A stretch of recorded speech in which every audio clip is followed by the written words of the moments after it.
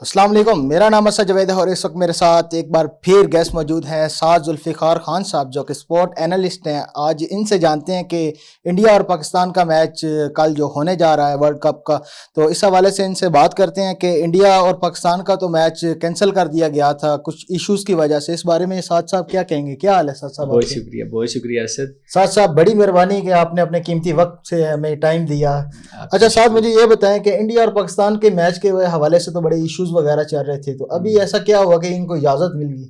अच्छा, इंडिया पाकिस्तान के मैच के हवाले से इश्यूज तो चल रहे थे, बहुत बातें हो रही थी कि नहीं होगा, लेकिन India Pakistan match was always on the cards. ऐसा ही। कि ऐसा नहीं था कि वो कैंसिल हो जाएगा, क्योंकि इसमें बहुत सारी चीज़ें इन्वॉल्व होती हैं।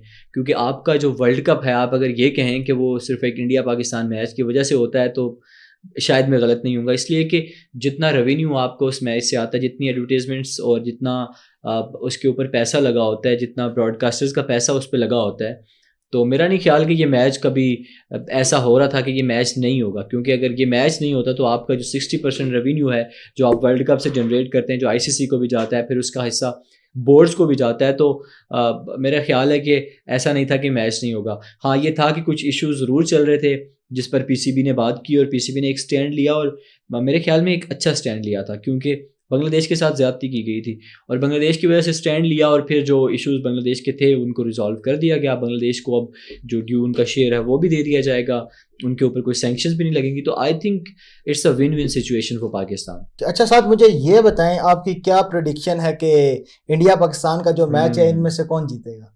अच्छा, इंडिया पाकिस्तान के मैच के हवाले से ये होता है कि आपको कुछ भी प्रिडिक्ट करना मुश्किल होता है।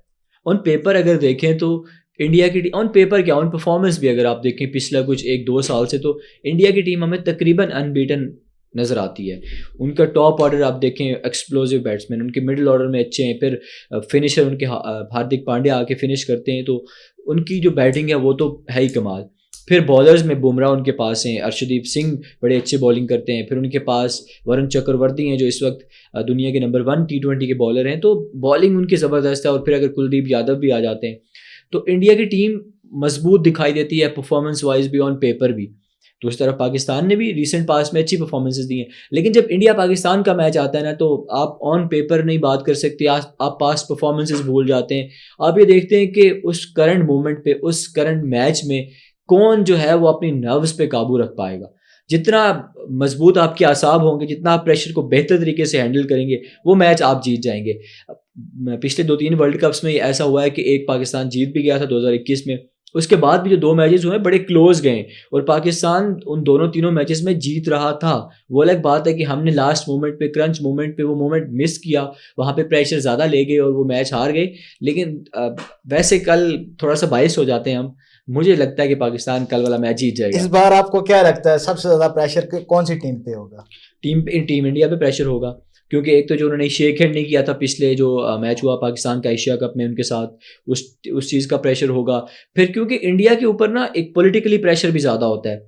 हम इंडिया से हारते हैं, हमें थोड़ी आदत भी हो गई है हारने की, तो हम उतना प्रेशर नहीं लेते। लेकिन इंडिया की अगर बात करें तो इंडिया को जो लान तान होती है, जो उनके इवन घरों तक लोग पहुंच जाते हैं, उनके गालम गलोच और जितना वहाँ पे होता है उतना यहाँ नहीं होता, तो उनको ज़्यादा प्रेशर होता है। फिर 150 करोड़ की आबादी है, तो वो जाहिर है ज़्यादा होती है। फिर मोदी जैसा एक उनके ऊपर हुक्मरान मुसल्लत है जो और ज़्यादा प्रेशर क्रिएट करता है, तो मेरे ख्याल से प्रेशर ज़्यादा इंडिया पे होता है पाकिस्तान की बनिस्बत। अच्छा, और इंडिया के जो अभिषेक शर्मा हैं उनके हवाले से क्या कहेंगे? उनके बारे में तो सुना कि वो बीमार थे। आपको, आपकी प्रिडिक्शन के मुताबिक आपको क्या लगता है कि वो कल खेलेंगे कि नहीं खेलेंगे? अभिषेक शर्मा मेरे ख्याल में खेलेंगे। बीमार थे वो, उनका कुछ इशू था मैदे का, लेकिन अब मेरे ख्याल से सॉर्ट आउट हो चुके हैं और वो कल का मैच खेलेंगे। और अभिषेक शर्मा इंडिया के लिए की होंगे कल के मैच में। वो इसलिए कि अगर वो पावर प्ले यानी कि 5-6 ओवर पहले खेल जाते हैं तो वो गेम को एक साइड पे कर देते हैं। जिस तरह के वो प्लेयर हैं, आमिर ने उनके बारे में एक स्टेटमेंट दी कि जो है वो स्लॉगर हैं, और ऐसे ही है कि वो स्लॉगर हैं, और T20 में आपको स्लॉगर ही चाहिए होते हैं, क्योंकि अगर आपने 15-20 बॉलों पे 35-40 रन बना दिए तो आपका आधा मैच तो एक साइड पे हो जाता है मेरे ख्याल में, मुझे ऐसा लगता है।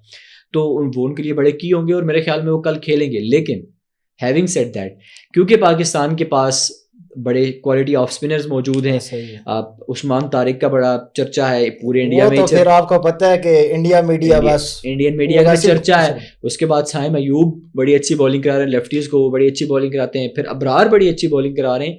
तो मेरे ख्याल में इतना आसान अभिषेक के लिए भी नहीं होने वाला कल का मैच। अच्छा, और टॉस के हवाले से बात की जाए, आपको क्या लगता है कि इंडिया टॉस जीतेगा यहाँ पाकिस्तान, और बैटिंग पहले किसे अच्छा, करनी चाहिए? टॉस तो कोई भी प्रिडिक्ट नहीं कर सकता कि कौन जीतेगा। हाँ, ये जरूर कह सकते हैं कि जो टीम टॉस जीते हैं, मुझे ऐसा लगता है कि क्योंकि प्रेशर मैच है, क्योंकि स्पिनिंग ट्रैक पे चेज करना मुश्किल होगा, मेरे ख्याल में जो टीम पहले बैटिंग करेगी उसको एज होगा, और होपफुली कि पाकिस्तान पहले टॉस जीते और पहले बैटिंग करे, क्योंकि चेजिंग में हम थोड़े से वैसे भी घबरा जाते हैं।